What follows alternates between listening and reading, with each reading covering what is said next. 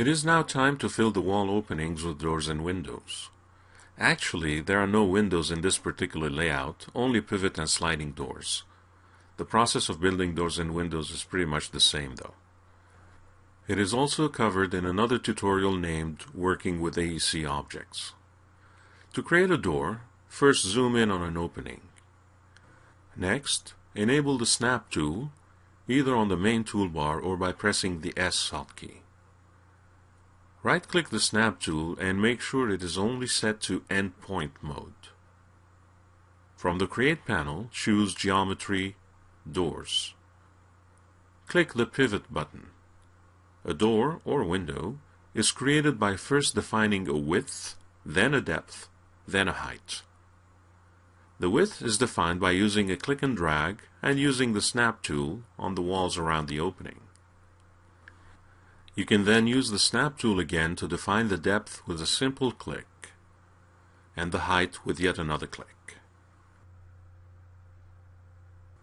In the Modify panel, you can make the necessary adjustments to the door. Start by opening it a bit to see its direction.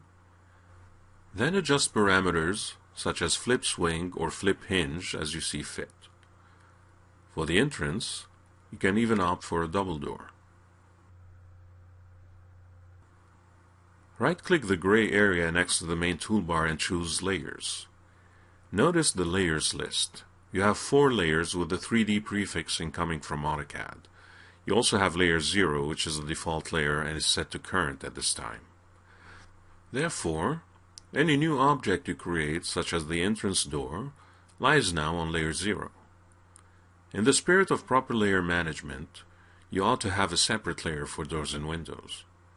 With the door still selected, click the Create New Layer button on the Layers toolbar. Give the new layer a name, such as 3D Doors. Notice the Move Selection to New Layer option. This ensures the current door is moved to the 3D Doors layer. Click OK. A new layer is created and the door is now on that layer. Deselect the door. Make sure the new 3D Doors layer is current and take a moment and create other interior doors where you need them. Adjust them to your liking.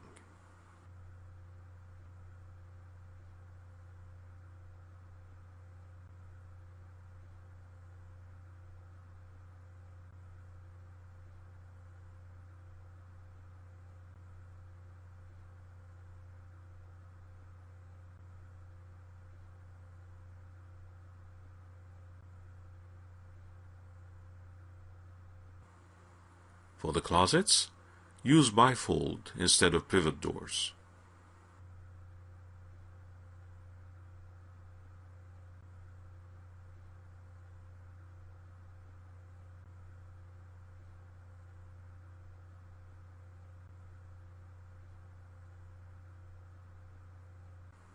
When you're done, take a pause before creating the balcony doors. Interior doors are usually of a uniform color or texture. Most are painted white, whereas others are made of maple or oak. This means you can easily create a simple standard material based either on the diffuse color or matte. Select all doors using the Select All Objects in Current Layer button, and apply the newly created material to the selection. All doors turn white according to the diffuse color chosen in this instance. The exterior sliding doors are different, however.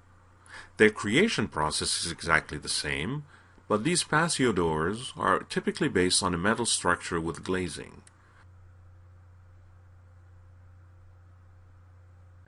This means you can't apply a simple standard material to them, otherwise they will be totally opaque. Instead, you use a multi-sub-object material. All doors and windows have default material IDs. There are 5 submaterials in total. Most importantly, polygons representing glazing are always on material ID number 3.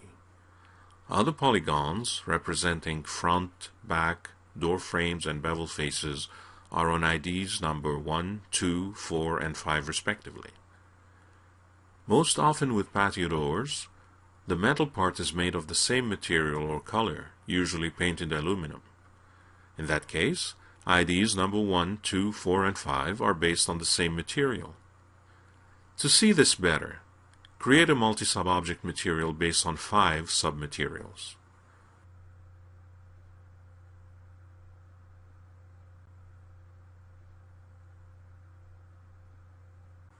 Apply the newly created material to the patio doors.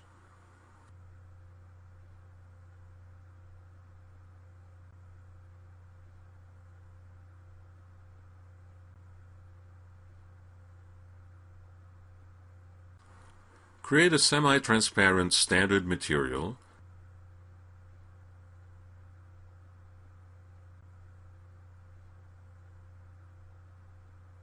and link it to the third channel.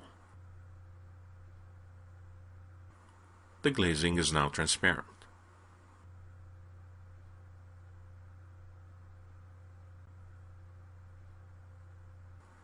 Create another standard material based on a shiny bronze or brown diffuse color.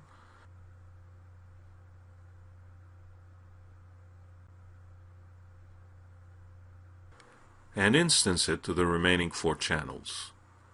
The patio doors now look more convincing. If some faces still appear dark, you may need a refresh. Simply select the door and pan the view a bit to let the viewer's realistic mode refresh itself. In the next and final movie, you'll use polygon modeling techniques to build the curtain wall.